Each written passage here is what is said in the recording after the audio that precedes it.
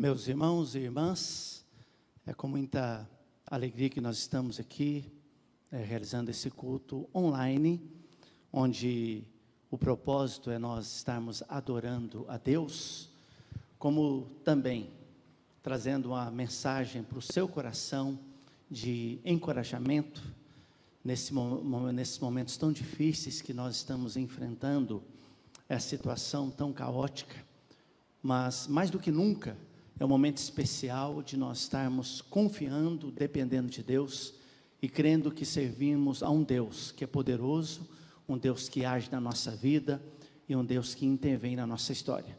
Então é um tempo muito especial. Nós estaremos aqui recebendo o Dr. André Pirajá, infectologista da nossa cidade.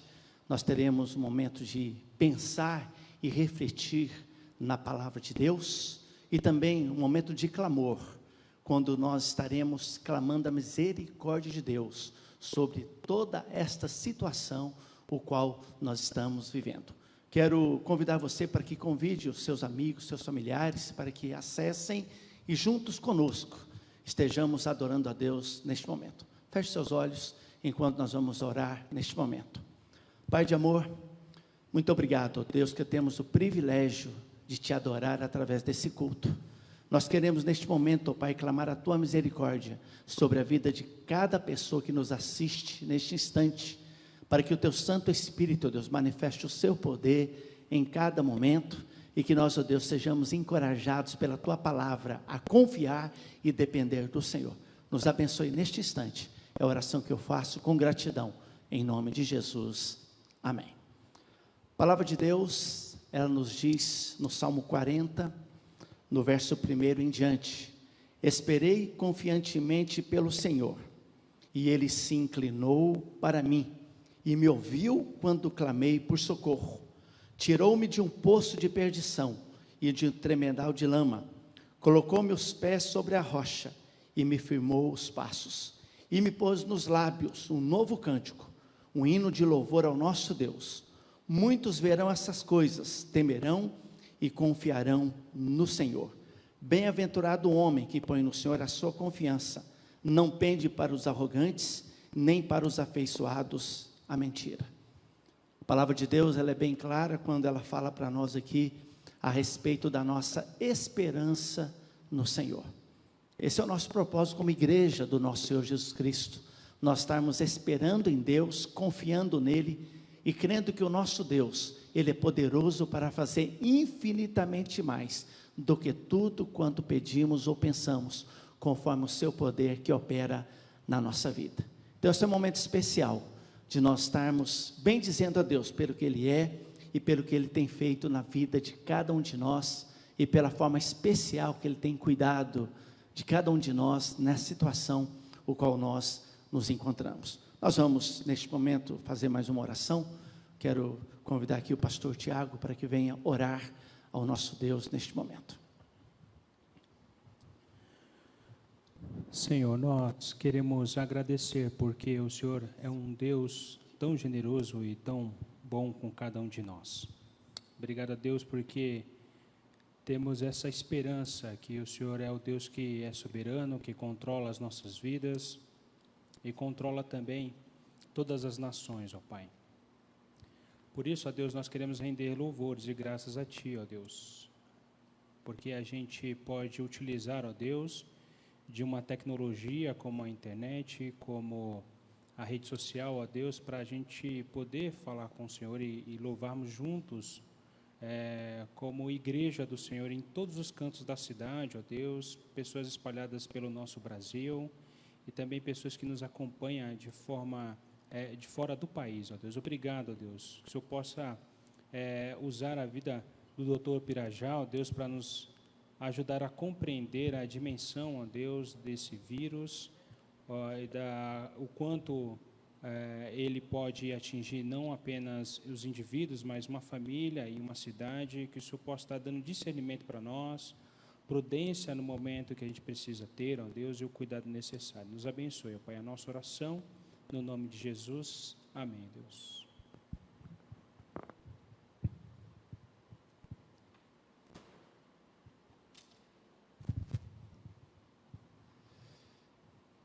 Nós louvamos a Deus imensamente pela vida do nosso irmão, doutor André Pirajá, e pela alegria de tê-lo aqui conosco, viu? Um imenso prazer do nosso coração, viu, doutor, recebê-lo aqui com a gente. E mais um momento muito especial que nós estamos vivendo na nossa pátria, no nosso mundo, na nossa pátria, no nosso estado e também aqui no nosso município. E nada melhor do que ter alguém que nos dará aqui esclarecimentos tão pertinentes assim para a nossa população, né? Então nós passamos a palavra aí para o irmão e nós estaremos aqui fazendo algumas perguntas que nós recebemos tanto pelos internautas, como também algumas perguntas que já foram trazidas aqui para nós. Então, a primeira pergunta, e que nós queremos falar para o irmão, que o irmão poderá dar esclarecimento para nós, o que é realmente o Covid-19? Graça e paz aos pastores, fico muito honrado pelo convite, muito honrado de estar com a igreja, tentando orientá-los um pouco mais sobre essa pandemia.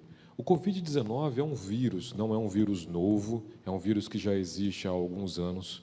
Já tivemos epidemias restritas em algumas áreas, em 2012, na Arábia Saudita, que no finalzinho de 2019 sofreu uma mutação. E essa mutação saltou a barreira genética, saltou uma escala da genética, infectando de um animal ao ser humano, começando assim a sucessão progressiva de infecção na raça humana. Uma pergunta também é sobre, muito se fala na curva do avanço do vírus. Afastamento do convívio social é realmente a saída para achatar a curva e evitar que o avanço seja ainda maior? Até mesmo a gente tem casos de pessoas compartilhando vídeo de que pode chegar até 1 milhão de mortos no Brasil. Isso é estatística? Como que a gente pode resolver a situação? A estatística é um dado muito interessante. Eu tinha uma professora de estatística que falava assim, né, a estatística é a arte de apertar o número para ele dar o resultado que queremos. Então, na verdade, de fato, nenhum de nós temos certeza de como vai se compartilhar esse vírus, como que ele vai ficar. Eu já vi vários estudos dizendo que vão ser 40 mil a 2 milhões de pessoas, outros 100 mil, são apenas números e estatísticas, mas sim, isso é real. O isolamento social evita a transmissão de pessoa a pessoa, que vai ser a transmissão do vírus. Algumas são absolutamente assintomáticas, podendo transmitir a outras. A previsão de pico da viremia no Brasil é em torno daqui a 20 dias. Assim, se nós nos mantivermos em casa, menos pessoas nas ruas, menos pessoas transmitindo. Só que a transmissão ainda assim vai continuar ocorrendo. O que precisamos pensar é da seguinte forma: se temos um hospital de 100 leitos, com menos pessoas transitando as ruas, menos pessoas infectadas. Lá irão 10 pessoas. Se mantivermos a transmissão do vírus com pessoas circulantes, dessas 10 pessoas serão 900 pessoas para um hospital de 100 leitos. Ou seja, 800 pessoas ficarão sem atendimento, sem estrutura, e haverá o colapso do sistema de saúde, seja ele público ou privado. Então, sim, o isolamento social, nesse momento, é a melhor alternativa. Tudo isso é muito importante para o esclarecimento para todos nós, né? E uma das coisas que questionamento de muita gente, e é para nós assim, algo muito elucidativo, é quanto tempo, então, o novo coronavírus vive em uma superfície ou no ar, né? Para a gente ter uma ideia de até que ponto ele é extirpado ou não, né? Os estudos mais recentes podem falar que ele sobrevive no aerossol, ou seja, quando a pessoa espirra em torno de 2 a 3 horas em suspensão, e sobre as superfícies, alguns estudos podem mostrar que ele sobrevive até 2 dias. Contudo, observe que um simples álcool gel, um álcool a 70%, consegue eliminar o vírus. Não é um vírus de muita resistência, é um vírus de fácil transmissão, mas baixa resistência. Então, a higienização das mãos, a higiene de superfícies é fundamental. Só que, antes da próxima pergunta, pensando nisso também, por exemplo, o fato do calor. Pergunta que eu tenho feito às pessoas, fala assim, mas foi na Itália, lá a Itália é mais fria. Vamos comparar com algumas regiões mais frias, por exemplo, a Alemanha é bem mais fria que a Itália, a Rússia é bem mais fria que a Itália e não teve as mesmas mortes. Tem muito a ver com a região, tem muito a ver com a população e com o nível socioeconômico como é feito essa população. A minha preocupação pessoal no Brasil São as populações de baixa renda, as pessoas que são faveladas, que vivem agrupadas. Essas, sim, são o maior risco que temos que ter e maior preocupação. Existe um período de incubação do vírus no indivíduo infectado? Sim, isso é em média de 3 a 5 dias. Você tem contato com o vírus e não manifesta a doença em torno de 3 a 5 dias até desenvolver os primeiros sintomas. E é possível a pessoa ter e não aparecer algo, por exemplo, que a gente vê como pessoas se debatendo, calafrios ou coisa assim? A pessoa, às vezes, ela possui o vírus, mas ela não vai demonstrar algumas desses sintomas mais graves, é isso? Nem todas as pessoas vão desenvolver a doença no sintoma mais grave. O que a gente precisa entender é que o coronavírus, a cada 10 pessoas, 2 vão precisar do quadro mais intensivo, da terapia intensiva.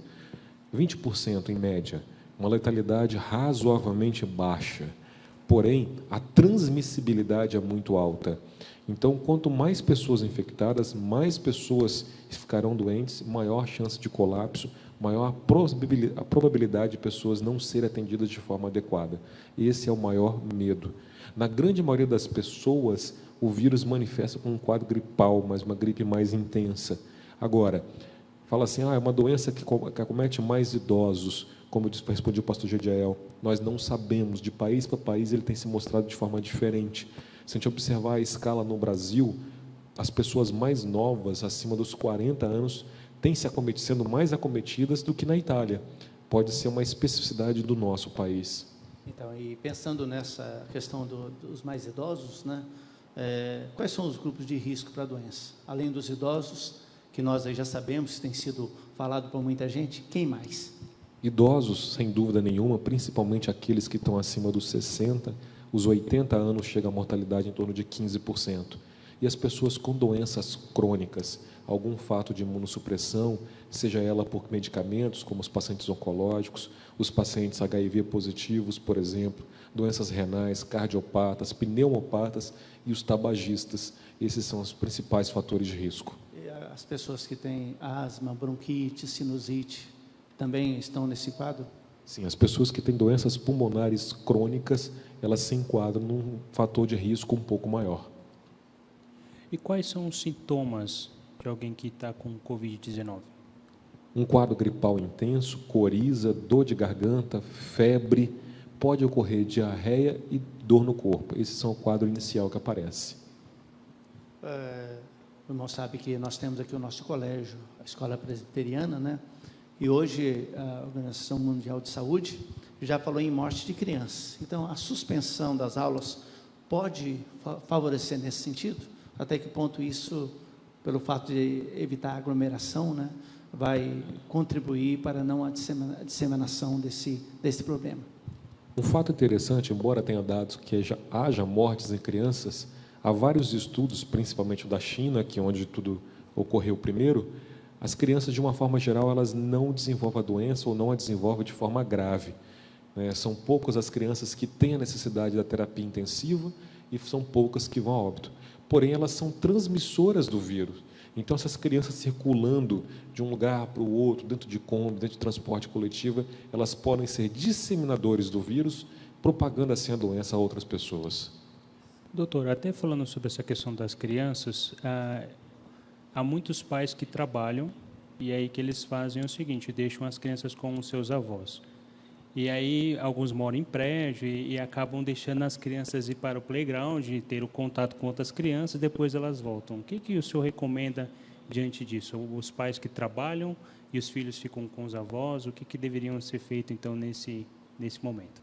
É uma situação social bastante difícil, pastor.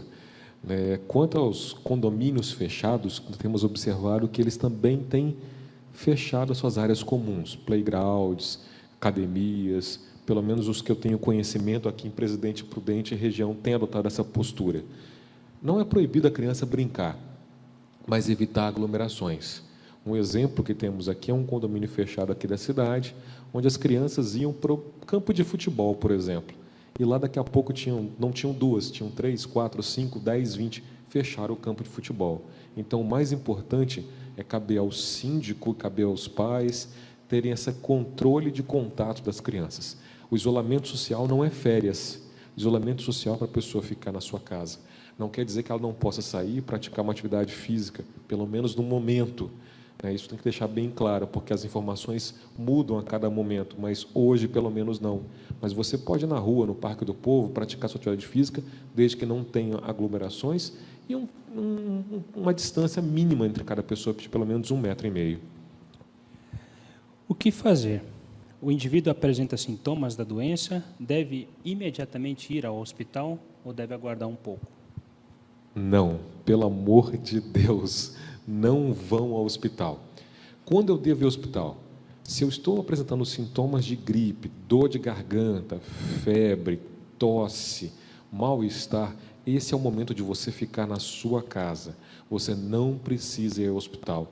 Mas lá vão coletar o meu exame? Não, não vão coletar o exame para o Covid-19. Esse exame só está sendo coletado para os casos graves, ou pacientes internados, ou profissionais de saúde que vão manifestar a doença. Justamente para quê? Para prevenir que esse exame não acabe, que ele não se fique finalizado, porque precisaremos para essa população específica. Caso você tenha sintomas de gravidade, quais são? Sintomas gripais, tosse, dor de garganta, febre persistente por mais de 24 horas, cansaço, ou seja, eu vou tomar um banho, vou falar, fico cansado, um aperto no peito, aí sim deve procurar o hospital. Então, quando que um caso é considerado suspeito? O que nós devemos observar? Esse é um caso considerado suspeito. Hoje, todo paciente com sintoma gripal no território nacional é considerado um caso suspeito. Essas definições vêm mudando muito. Até poucos dias atrás, eram pessoas que vieram de fora do país. Aí disseram que depois era quem veio de São Paulo, capital, Rio de Janeiro, Bahia, Distrito Federal. Hoje, todas as pessoas com quadros gripais, considerando que o vírus já está circulante na população, disseminado na população do país, todos são considerados suspeitos. Por isso que orientamos, nos casos leves, não vá ao hospital, até porque existe a influenza sazonal, a gripe normal, aspas, dita normal, que também está circulando e isso confunde muito o diagnóstico. Em caso de confirmação, como é que deve ser o procedimento para o indivíduo que ficará em isolamento social? Essa pessoa, hoje, no dia de hoje, vai ficar 14 dias afastado das suas atividades e os seus familiares também. Contudo, essa pessoa, ao ficar em casa, ela não deve compartilhar os objetos. Colheres, copos devem ser separados, toalhas devem ser separadas. Essas pessoas com diagnóstico fechado devem dormir em quartos separados para não contaminar os seus familiares, que são considerados casos suspeitos ou casos prováveis. Nós recebemos várias mensagens e perguntas dos internautas, tá certo? Então, eu quero dizer para você, internauta, que daqui a pouquinho, então, nós vamos já passar essas perguntas e dúvidas que você trouxe para a gente, tá bom? Então, daqui a pouquinho, você aguarde aí. Quero dizer o seguinte, que nós, como igreja, estamos aqui nesse trabalho de poder orientar a igreja, de poder estar também dizendo aos irmãos sobre a importância de se cuidar, de ficar em casa, né? Nós sabemos também que a todos os irmãos, aqueles que estão atentos às necessidades aí da própria igreja, então você vê aí na tela a respeito dos dízimos e ofertas, né, que você pode estar depositando na conta da igreja, que é colocada aí para você, para que você, com muito carinho e amor, a palavra de Deus diz, trazei todos os dízimos à casa do Senhor. Ou então, você pode estar trazendo também aqui, durante a semana, né, de segunda a sexta-feira, de 9 às 13 horas, aqui, e vai ter um gasofilácio ali na secretaria, onde você, então, trará o seu dízimo, a sua oferta, tá bom? Com muita alegria, bendizendo ao nome do nosso Deus, ao nome do nosso Pai. Há um texto da palavra do Senhor que é muito pertinente para nós e que mostra para nós a necessidade de nós realmente dependermos totalmente do Senhor. Gostaria que você abrisse a palavra de Deus onde você estiver agora, os Salmos de número 46, versículo 10.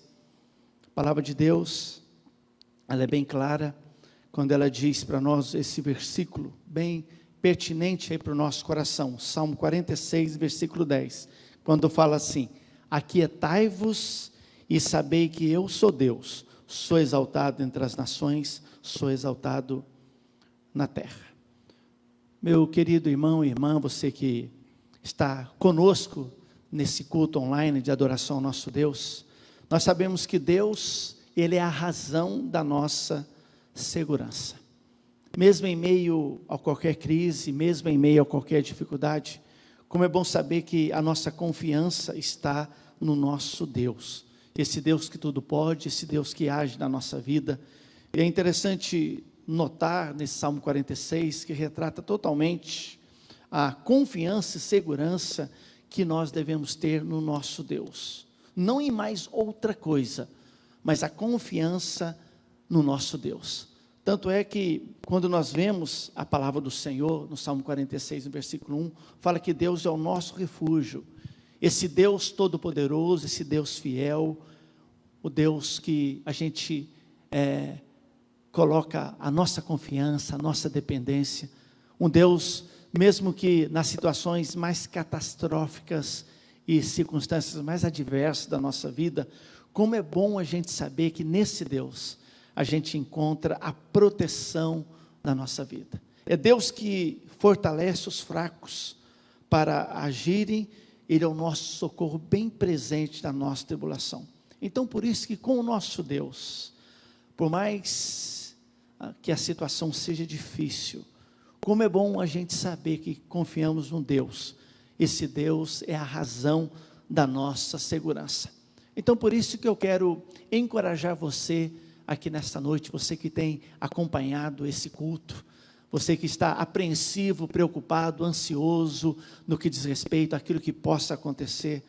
Algo maravilhoso que diz nesse texto, o Salmo 46, versículo 10, é que nós precisamos descansar na direção de Deus. Olha o versículo: aquietai-vos.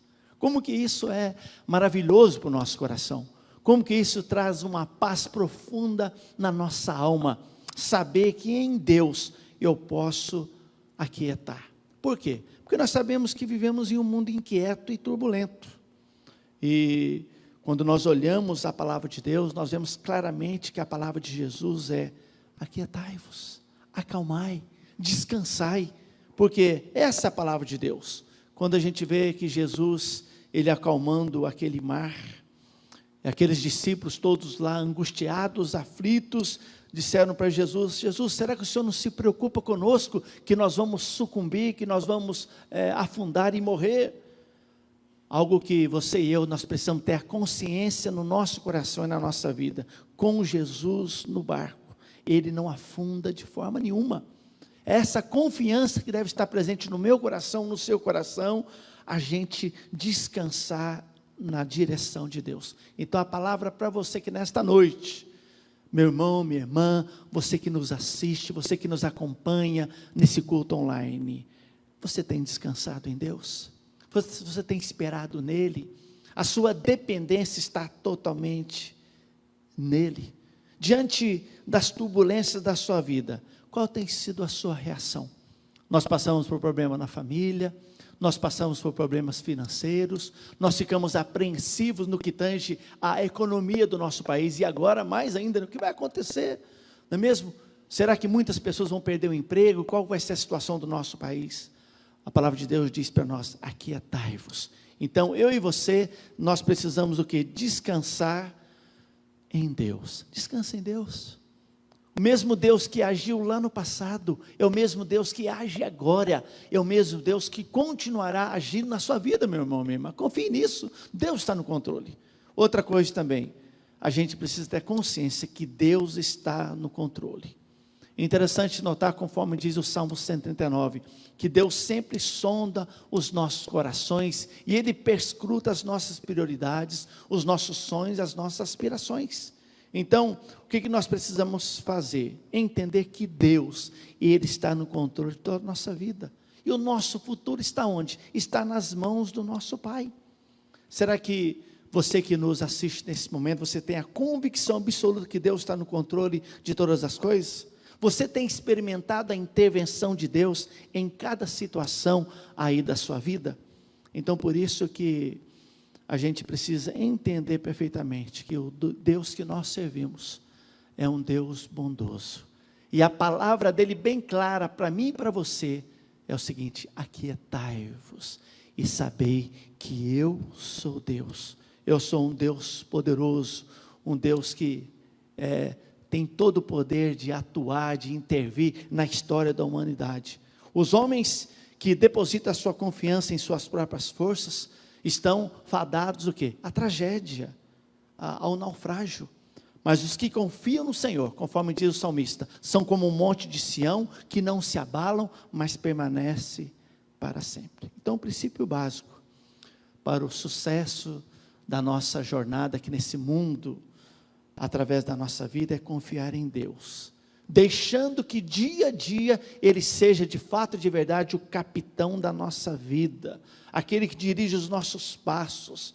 Ele é um Deus fiel que jamais vai nos desamparar, mesmo diante dessa situação tão difícil que nós estamos enfrentando. Como é bom a gente saber que nós temos um Deus que age na nossa vida, um Deus que nada foge ao seu controle.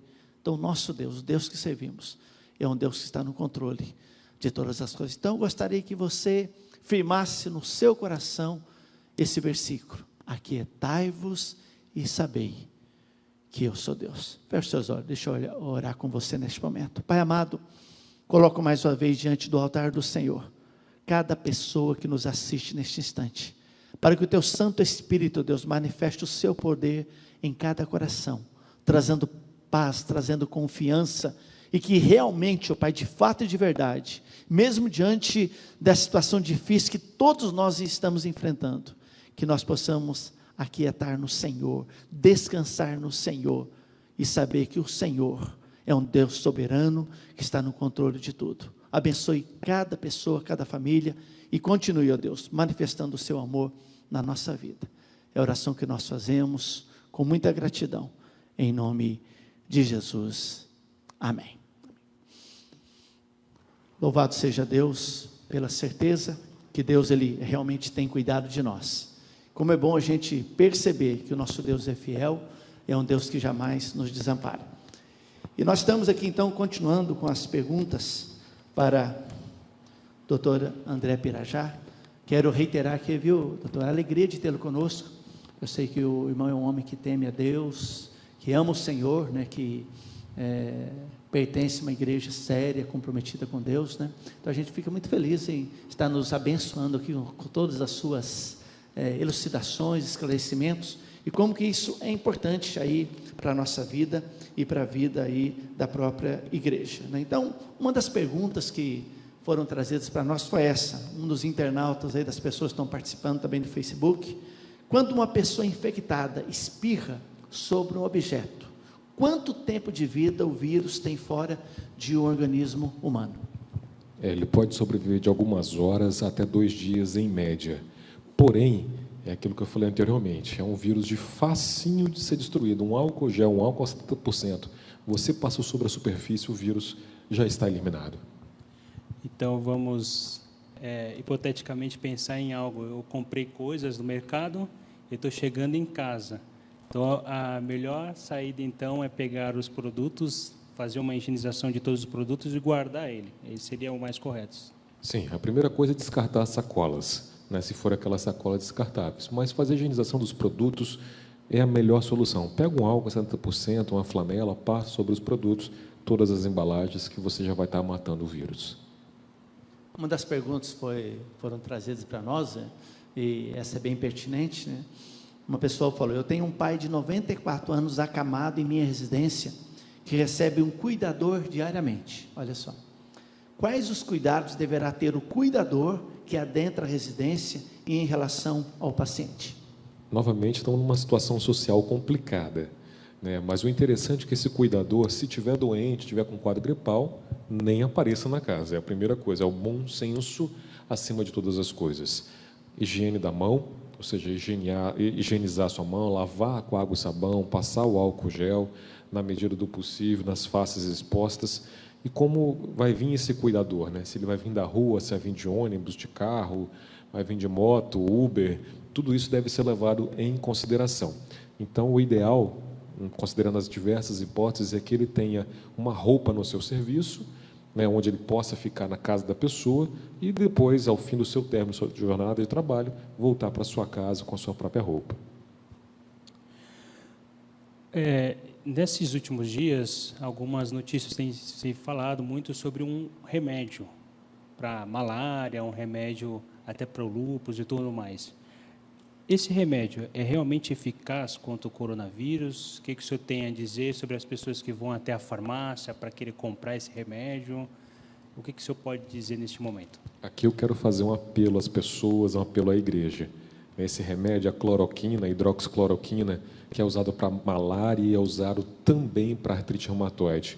Por favor, não façam isso. Não há nenhum estudo comprovado que vai ter um efeito verdadeiro isso. São estudos ainda, com um número muito pequeno de pessoas. Esses remédios associados a outros medicamentos, alguns antibióticos, podem provocar arritmias graves nas pessoas e pode levar a óbito. Ou seja, pessoas podem morrer não pelo coronavírus, mas morrer pelos efeitos colaterais das medicações.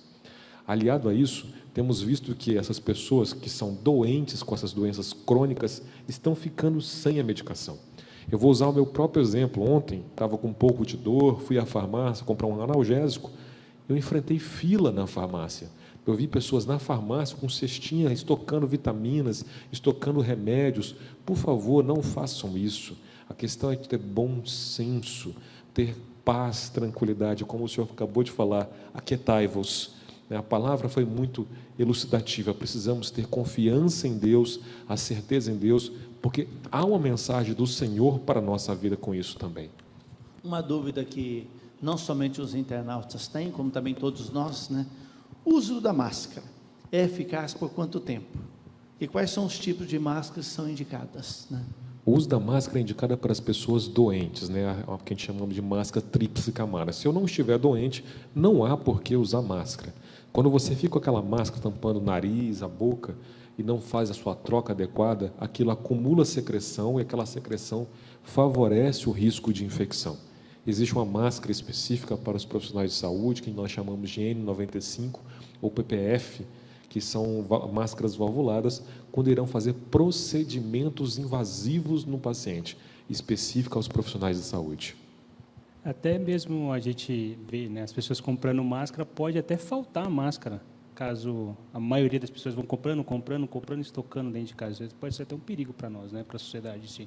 Com certeza, pastor. Eu tenho uma frase que eu tenho repetido várias vezes, né? Nós precisamos ter zelo, porém maturidade para termos domínio sobre as nossas emoções.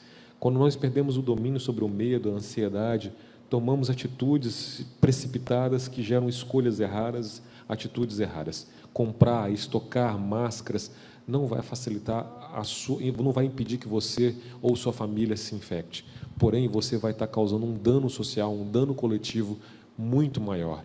Então, há a sua indicação específica para quem vai estar usando máscara e quando usar. Há uma pergunta muito interessante aqui que eu acho que tem a ver muito com o que aconteceu lá na Itália. Sou maior de 65 anos de idade, com agravantes de diabetes e hipertensão controlados. Tenho 2 filhos que trabalham na área da saúde. Quais cuidados devemos ter em relação a eles ou eles a mim? Como lidar com o meu lado emocional nessa hora?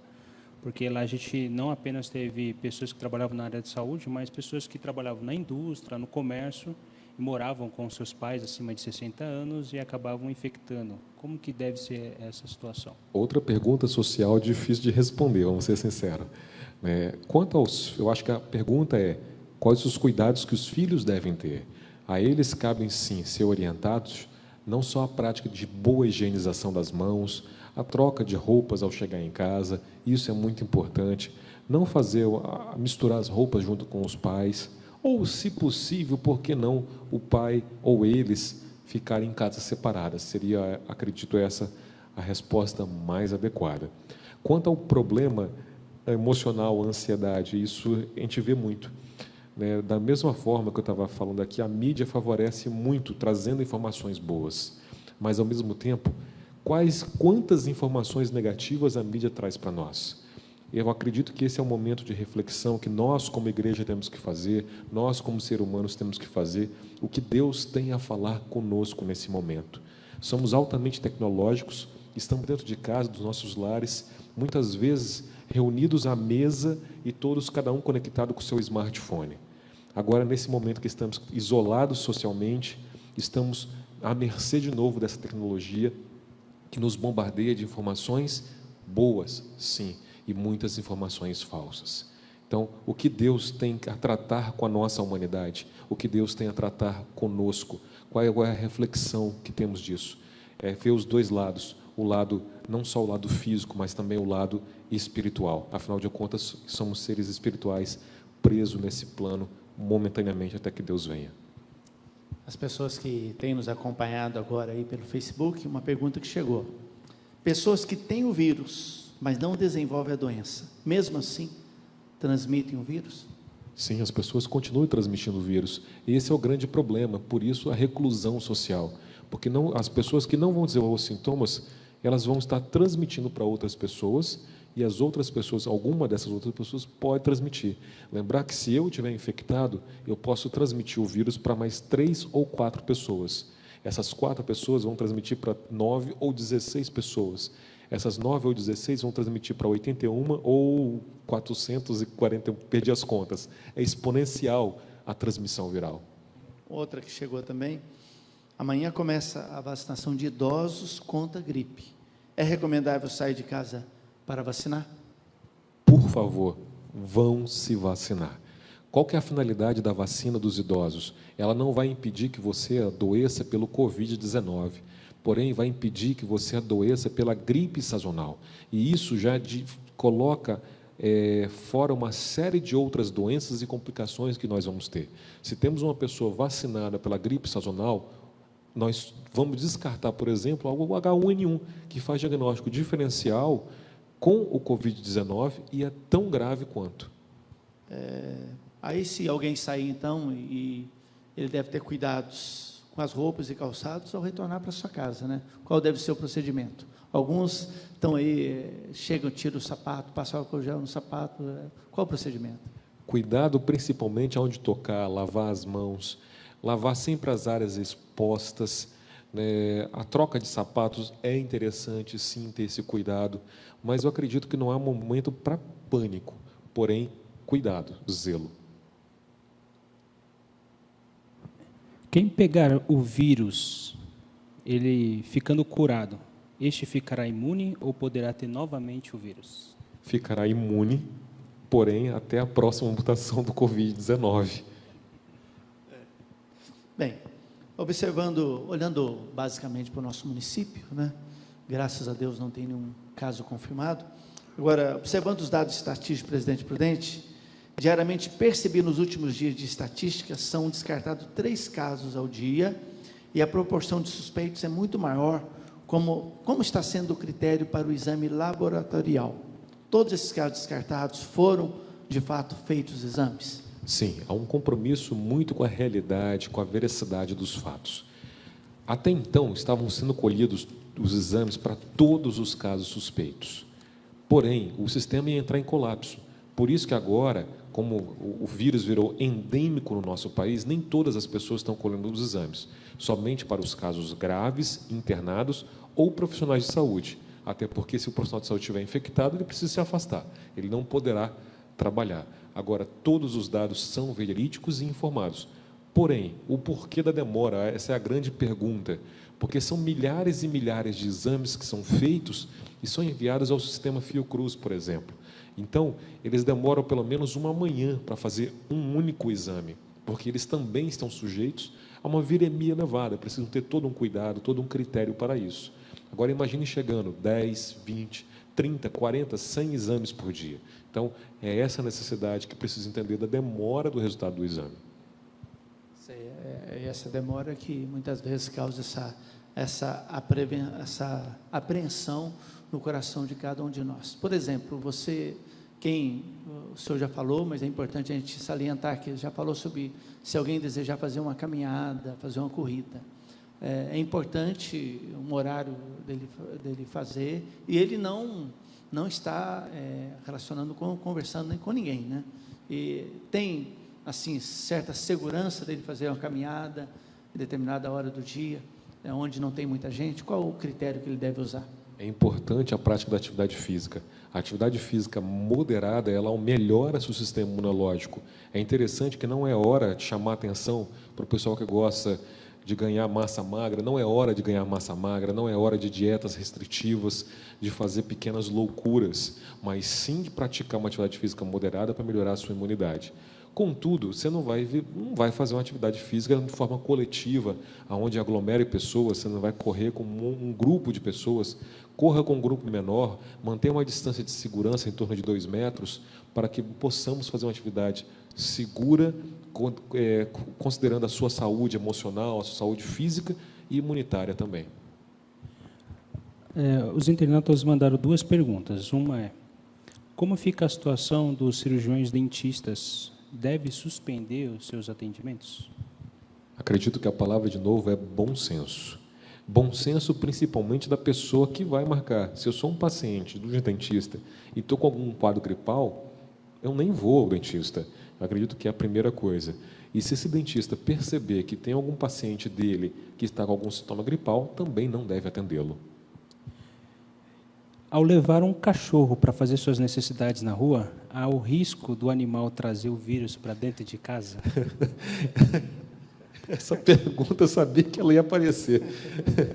O bichinho, o cachorrinho não vai transmitir nada. Existe um vídeo rodando na internet aí, que falando assim: olha, o meu cachorro tomou vacina contra o Covid. Gente, o Covid é um vírus que já existe há bastante tempo. Ele sofreu uma mutação. E sim, de fato, os animais, tanto o cachorro quanto o gato, quanto o gado, são vacinados contra o Covid. É um vírus que circula entre as diversas espécies, mas não vai ser o seu cachorrinho, não vai ser o seu gatinho que vai transmitir esse vírus à nossa espécie humana. Não precisa sacrificar o cachorrinho se ele espirrar ali ou acontecer alguma coisa, não, né? Pelo amor de Deus, não façam isso. É verdade. Bem, para a gente, nós estamos já concluindo essa entrevista, sendo bem elucidativa e muito boa para nós, né? Então, resumindo, como prevenir, então, o Covid-19? A primeira medida é a higiene, ou seja, higienizar as mãos. A etiqueta ao tossir e espirrar, utilizando a face interna do cotovelo para tossir e espirrar, protegendo a face, protegendo a boca. É você, principalmente, eu peço encarecidamente, é o momento de respeitar a reclusão social, o isolamento social. Nesse momento é a medida de contenção da curva ascendente de infecção. Insisto, menos pessoas nas ruas, menos contato social, menos vírus circulante, menor número de pessoas transmitindo o vírus e, consequentemente, menos pessoas adoecendo e evitando o colapso do sistema de saúde. E, última pergunta, quais são as suas recomendações finais para os irmãos e todos que estão acompanhando aí pelo Facebook e que vivem esse enfrentamento da pandemia do coronavírus? Se o senhor me permitir, posso fazer até uma reflexão aqui? Pode sim, fique à vontade. Eu acredito que precisamos pensar, e é o momento de refletir. Nenhum dado no mundo, nada é à toa. Acredito na soberania perfeita de Deus e o controle de todas as coisas. Já vivemos diversas epidemias, diversos medos, isso faz parte da humanidade. Já tivemos gripe espanhola, já tivemos o bug do milênio, já tivemos H1N1, e tudo isso passou. Todos nós, e acredito que a grande maioria, o medo disso tudo é: será que eu vou sobreviver? Será que eu vou morrer? Bem, eu, André, se eu estou em paz com Deus, se eu viver ou se eu morrer, se Deus vier, se isso é um início do apocalipse, né, da escatologia, glória a Deus por isso, que eu quero que Ele venha o mais rápido possível. Porém, o que Deus quer fazer conosco? O que Deus quer nos tratar como seres individuais, como seres pessoais, como igreja? O porquê que Deus permitiu isso para a nossa humanidade? Será que é o momento que Deus não está dizendo para nós estarmos mais voltados a Ele, pensando mais nele, orando mais com Ele, orando ao próprio Deus e nos arrependendo? É uma pergunta que temos que nos fazer. E insisto, por que o isolamento social? As pessoas estão reclusando tanto do isolamento social. Mas será que não é hora de nós largarmos o nosso smartphone e convivermos com nossas famílias, estarmos mais presentes realmente, vivendo o toque, né? Que agora estamos proibidos, o toque é o oi, tudo bem, mas o ser humano precisa do toque, do abraço, do beijo, de estar perto. Então, eu acredito que esse é o momento que precisamos, como igreja, estar refletindo sobre esse momento atual, sobre o medo que a igreja está passando, sobre o medo qual a sociedade vem passando. Então, acredito que sim, há um mover de Deus para a humanidade, há um mover de Deus, sim, para nós, igreja, que precisamos ser modificados, aprimorados, pois são nas dificuldades, são nas tribulações que nós iremos crescer e seremos tratados. Interessante quando a sua recomendação final aí, a gente pensar, quando estava hoje lá orando com a minha filha e a minha esposa, né, pensando nisso, né, com toda a tecnologia, né, doutor, quantas vezes a gente tem perdido essa oportunidade de estar lendo a Bíblia juntos, orando juntos, né, como isso faz bem para a família, o culto doméstico que tem sido negligenciado. Então, por isso, sempre a gente sabe que Deus, Ele oportuniza isso, para que a gente, através disso, tire lições para a nossa vida, né? Uma última pergunta que veio aqui agora, eu sei que foi a sua consideração final, mas o seu parecer, como alguém especialista na saúde, o pico da infecção em torno de 20 dias, né, e que até o final de abril, tudo deve estar caminhando para a resolução. Então, no final de abril, as melhores estatísticas têm previsto isso, que é quando as coisas vão começar a se estabilizar, e no início de junho, tudo volta ao normal. Certo. Pastor Tiago, uma palavra final aí, fique à vontade. Minha palavra para você que está em casa, muito obrigado, doutor, pelo esclarecimento que trouxe para nós sobre tudo o que está acontecendo. Mas eu quero uma palavra para você e até mesmo você que está nos ouvindo. Quando a gente abre Mateus 27, nós vemos aquele momento que Jesus ele é levado à cruz. E a gente tem frases que o próprio Jesus fala nos seus últimos momentos. E uma delas é meu Deus, por que me abandonaste? Essa frase é a frase mais triste na história bíblica e é até uma frase que muitos teólogos não conseguem compreender. Até Lutero diz assim, como é que Deus pode abandonar Deus? Mas essa frase foi dita por Jesus para que esse Deus nunca nos abandonasse.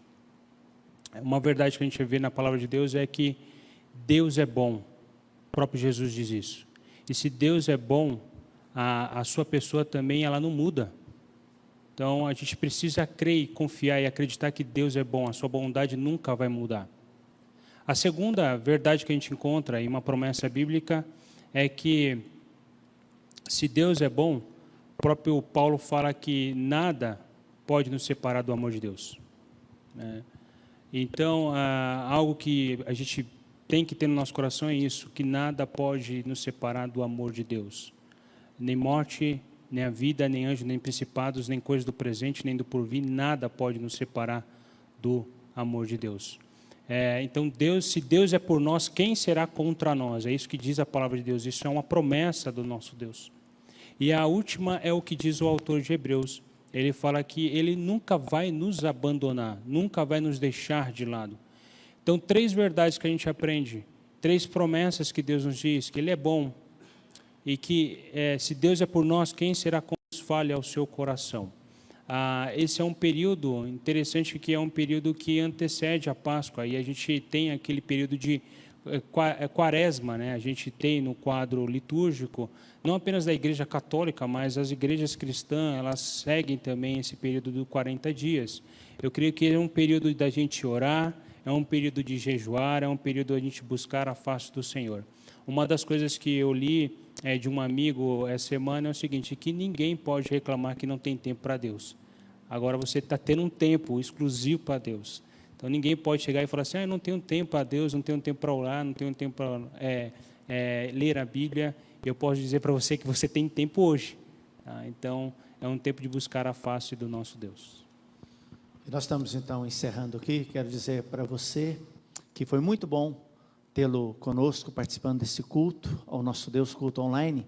E as outras perguntas estão sendo enviadas, nós vamos encaminhar então aí para o Dr. Pirajá, e depois a gente passa aí para as pessoas que estão enviando as perguntas e as respostas, tá certo?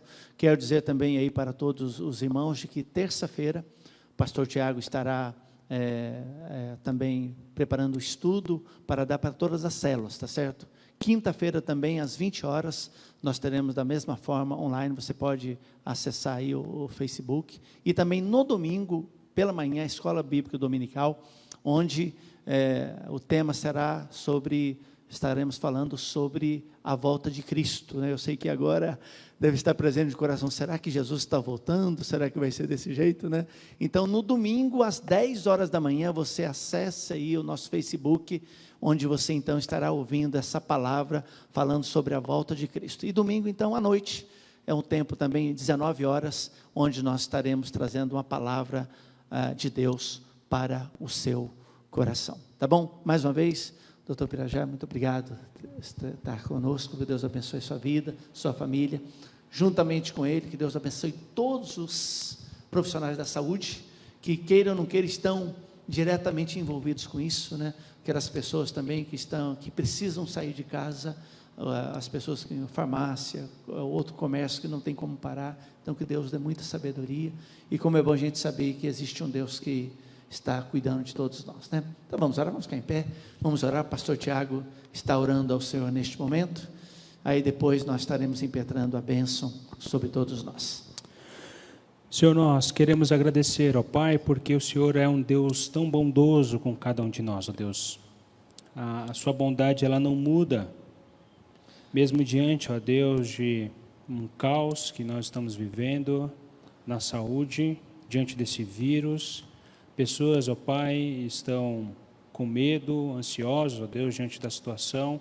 O Senhor ainda continua bom, ó Deus, o tempo todo.